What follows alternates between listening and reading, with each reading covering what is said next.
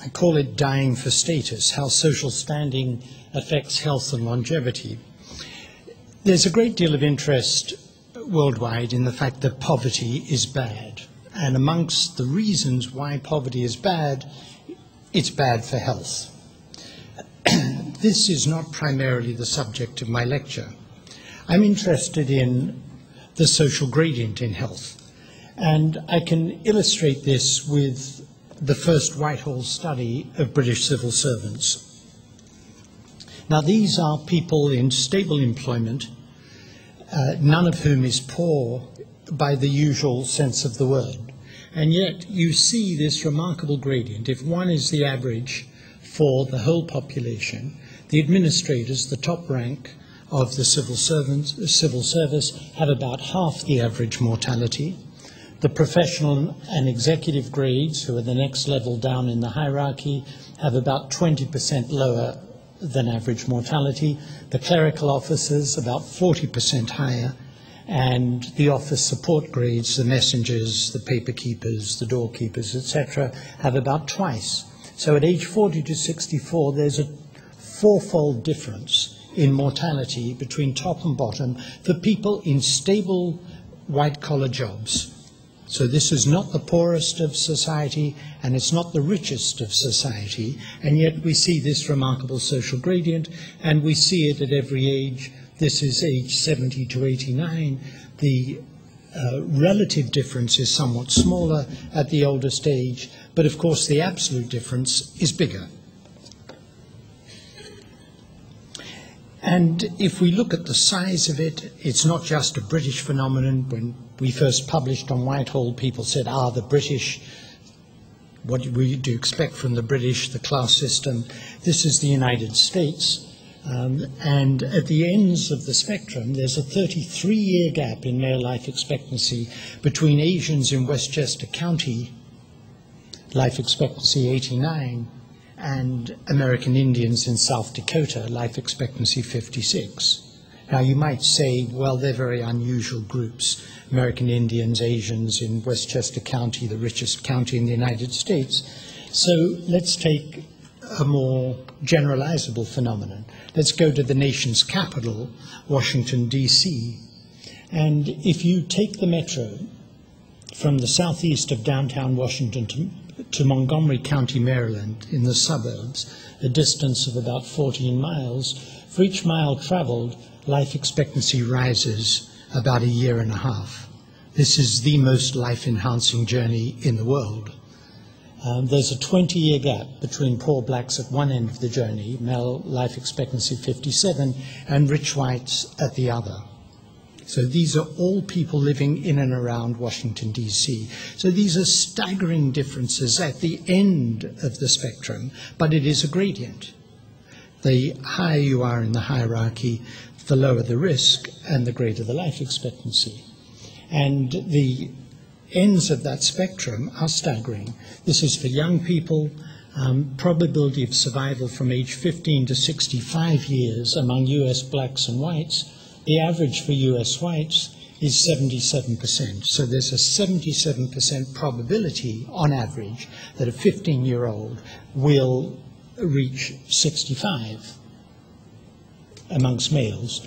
And for whites living in a poor community, that was just under 70%. The average for US blacks was about 62%. So this huge, huge black-white difference.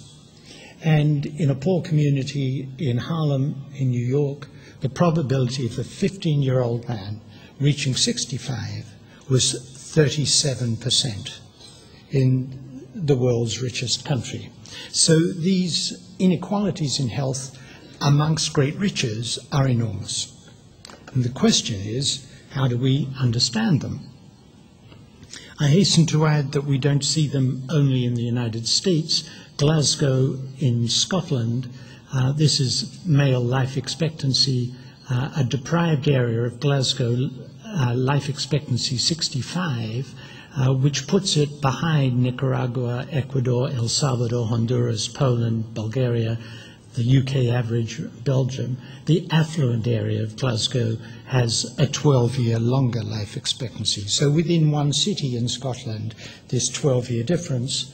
And if we look at Scotland as a whole, from 1991 to 2001, we see that the best off areas of Scotland, life expectancy has been increasing. The worst off areas, the most deprived areas of Scotland, in Glasgow, life expectancy has been decreasing.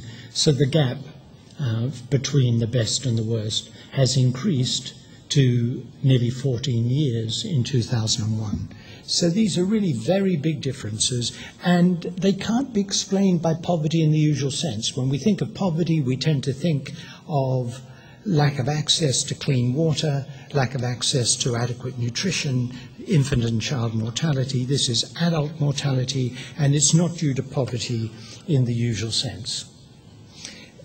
And we see interactions between individual social position and the area in which people live. These are regions of the United Kingdom, and you can see that in the different regions, the mortality for social class 1 hardly varies. But the mortality for social class 5 varies a great deal. So if you're at the bottom of the social hierarchy, it matters much more where you live than if you're at the top.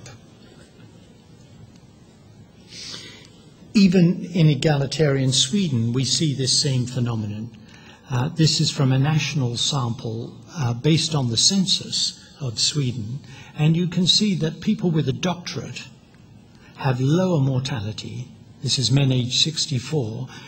People with a doctorate have lower mortality than those with a master's degree or a professional qualification, who in turn have lower mortality than those with a bachelor's degree, who have lower mortality than high school graduates, all the way down. The idea that a PhD has lower mortality than a master's degree, and a master's lower than somebody with a bachelor's, means we've got to think about social position and health in a different way than thinking about absolute deprivation.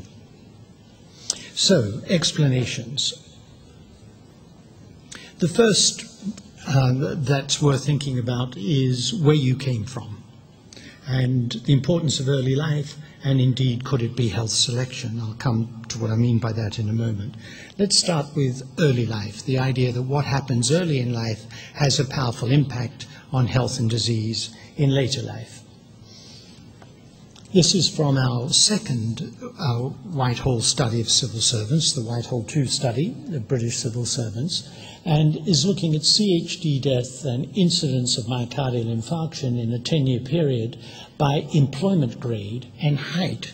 We use height as a marker of early life. Height represents, like most things in the world, genes and environment, and represents the impact of early life, genes and environment.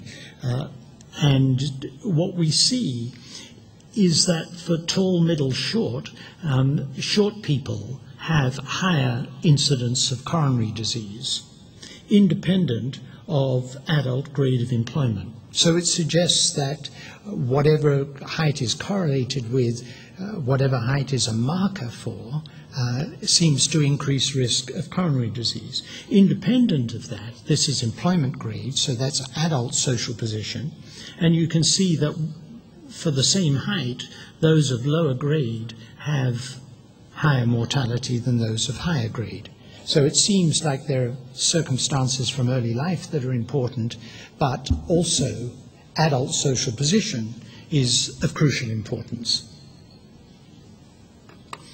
David Barker, who's done a huge amount of work on the importance of early life, published these data from his collaborative study in Helsinki, looking at incident coronary disease by adult social class and thinness at birth. So he looked at ponderal index at birth less than 26, ponderal index at birth greater than 26. And you can see that there's an interaction. He describes it as thinness at birth is the important thing. Adult social class only matters if you're thin at birth. I would describe it the other way and say adult social class always matters. Thinness at birth only really matters if you're low social class. Either way, there's an interaction. And you can see that for those who are thin at birth and those who are in low adult social class, they're particularly at high risk. So it suggests early life may play an important role, but it's not independent of where people end up. I said I'd say a word about health selection. This is a simplified model that, in fact, a Nobel laureate in economics put in a paper, and he and I have had a long exchange over this. He says genes lead to health, and health leads to socioeconomic status. In other words, people with adverse genetic inheritance will get sick, and because they get sick, they'll either be downwardly socially mobile or not upwardly socially mobile. So there's actually no link between socioeconomic status and health. It's all the other way, health causing socioeconomic status.